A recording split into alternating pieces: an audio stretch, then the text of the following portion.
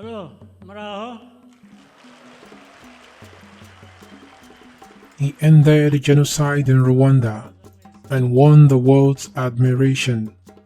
But across the border, in the hills of Eastern Congo, he launched a campaign that would leave millions dead, displaced, and forgotten.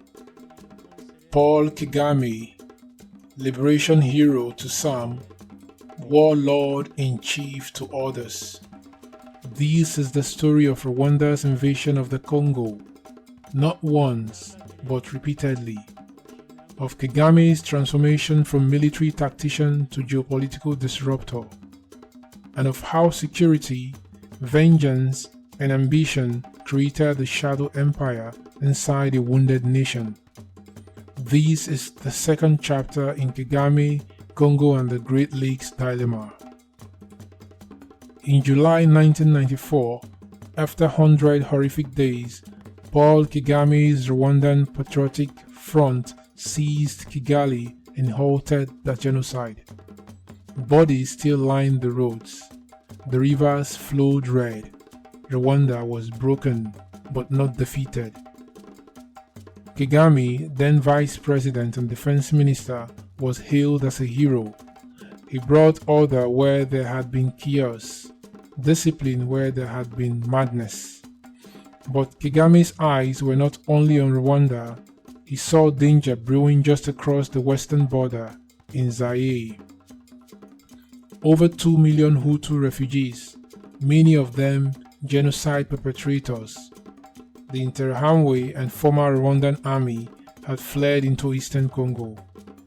There, in the refugee camps, they were regrouping, rearming, and plotting their return.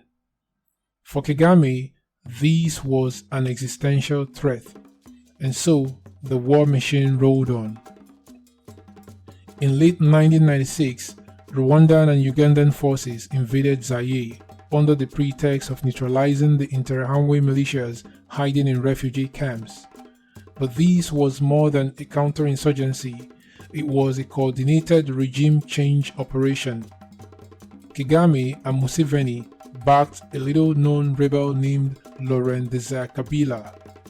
Together, they formed the Alliance of Democratic Forces for the Liberation of Congo, the AFDL. The plan was simple: burn the camps, chase down the genociders, and topple Mobutu. And they succeeded. In May 1997, Mobutu fled into exile. Kabila declared himself president. The AFDL had seized Kinshasa, and the Rwandan flag waved in the shadows behind the throne. Kagame framed the invasion as a security necessity, and yes, the Interahamwe threat was real. But many experts argue Kagame's ambitions were broader. With Mobutu gone and Kabila in place, Rwanda enjoyed unprecedented access to Congo's vast mineral wealth: coltan, gold, tungsten. Rwandan military and intelligence officers were embedded in Eastern Congo, overseeing resource routes and managing rebel groups. And soon, tensions emerged. Kabila wanted to assert independence. He ordered all Rwandan and Ugandan troops out in 1998. Kagame refused. What followed was the Second Congo War, a nightmare that would engulf the entire region. The Second Congo War wasn't just a war between armies, it was a war by proxy. Rwanda began backing the Rally for Congolese Democracy, RCD, a rebel group that seized large swaths of Eastern Congo. In the year 2000, Rwandan and Ugandan troops, once allies, clashed violently in Kisangani. The battle killed over 1,000 civilians and destroyed the city's core. Rwanda was also accused of assassinating Congolese officials, smuggling arms, and organizing ethnic militias. The goal, many believed, was not just to neutralize threats, but to dominate Eastern Congo's political economy. In 2010, a bombshell report landed on the international stage. The United Nations mapping exercise documented atrocities committed in the Democratic Republic of Congo between 1993 and 2003. It accused Rwandan troops and their proxies of possible war crimes and even acts that could be classified as genocide. These included massacres of Hutu refugees, systematic rapes of women and girls, looting of civilian infrastructure, and executions of surrendering combatants. Kagame dismissed the report as biased and politically motivated. He threatened to pull Rwanda from United Nations peacekeeping operations. Western powers, long loyal to Kagame for his post-genocide discipline and economic reforms, largely stayed silent. Justice once more was deferred. In 2012, history repeated itself. A new rebel group called M23 emerged in Eastern Congo. They were well armed, organized, and disciplined. Within days, they captured Goma, a major city on the Rwandan border.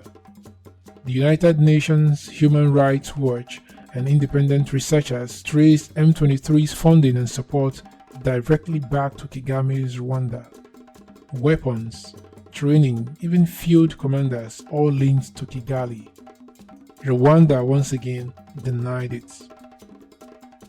But leaked United Nations reports painted a damning picture.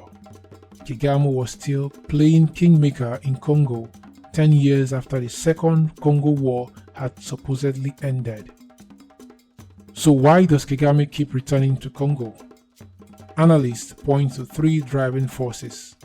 1. Security. He believes destabilizing Eastern Congo prevents genocidal militias from re-emerging. 2. Economics. Rwanda lacks natural resources. Congo has everything, and Kagame has built a powerful elite around resource exploitation. 3. Geopolitics. Kagame wants Rwanda to be the regional power broker. Eastern Congo is his leverage point. But behind these reasons lies something deeper, a psychological war. Kagame witnessed the failure of international institutions during Rwanda's genocide. Since then, he's relied on force and silence, not diplomacy, to shape his world. While Kagame's name is praised in Washington and Paris, in Congo it conjures fear, grief, and bitterness. Millions have died since 1996, not all by Kagame's hand, but many in wars he feared or enabled. Hundreds of thousands of women have been raped, entire villages have vanished, generations lost, and yet Kagame's international image remains somehow untarnished. Is it guilt from the West, strategic blinders, or willful complicity? Whatever the reason, Congolese voices remain largely unheard. Paul Kagame's shadow looms large over Eastern Congo. He is both a liberator and an invader, a symbol of African self-determination and a reminder that justice is often shaped by power, not principle. As the world debates Kagame's legacy, one thing remains clear: the people of Congo are still bleeding, still searching for peace, still waiting for someone, anyone, to listen. In our next episode, we expose the war economy behind this conflict, how Congo's minerals, your smartphone, and Kagame's networks are all entangled in the world's most silent war. If this story moved you, please click like, subscribe to this channel, and hit the bell so you don't miss episode 3. Kagame vs. Congo, war crimes, rebels, and hidden agendas. What do you think Kagame's real motivations were? Please drop your comments below.